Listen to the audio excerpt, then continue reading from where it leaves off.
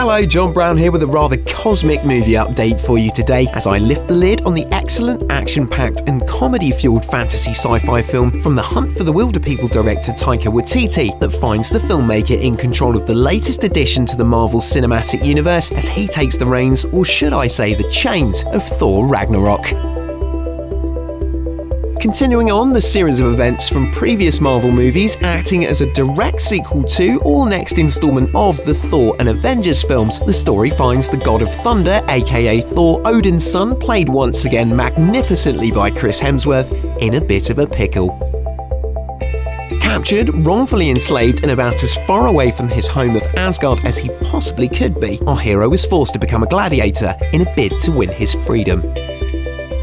Realising that the only way out is through, he squares off against the planet's strongest and mightiest champion, a fierce, brutal and lethal creature that just so happens to be his old pal Bruce Banner and fellow Avenger the Hulk, played by the fantastic Mark Ruffalo.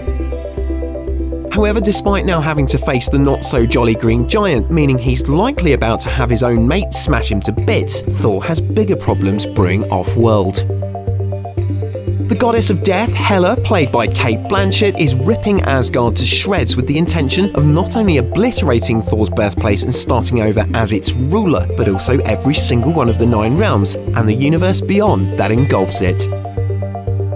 What's interesting about Thor Ragnarok is that it successfully manages to finally balance all the right ingredients in perfect structure. From the outset, it is clear that it is equal parts a Taika Waititi film and a Marvel movie, meaning if you're a particularly die-hard fan of one or the other, you will be happily more than satisfied with the end result.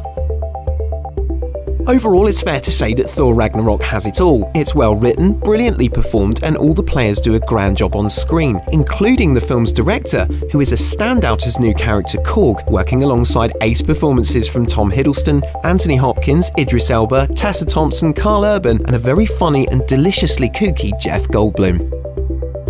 As is to be expected, the set pieces are grand, the visuals are awesome, the cinematography is bright and flourishing in colour, the wardrobe department are on point, and the film also has stunning music, this time coming from MCU newcomer Mark Mothersbaugh, who adds a real 80s synth sound to the film, adding another layer of brilliance to an already powerful mix.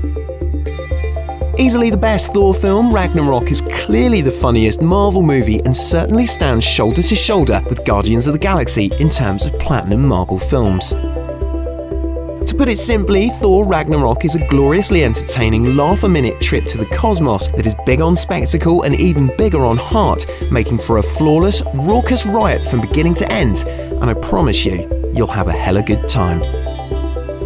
The sensational Thor Ragnarok has a 12A certificate and opens in cinemas on Tuesday the 24th of October in IMAX 3D and 2D formats, and I gave it 5 out of 5 stars. That's all from me for now. Until your next movie update, I'm John Brown, thanks for listening, and I'll see you at the cinema.